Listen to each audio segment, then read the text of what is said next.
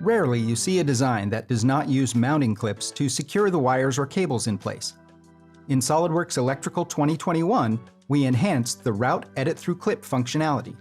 After associating connectors from the schematic with the 3D part, you can simply route harness. The red and green wires are only partially secured through a few clips. To finish securing these last two wires through clips, let's edit the route. Choose the Route Edit Through Clip tool, and then select the axis of the clip and choose the wires you want to route through that clip.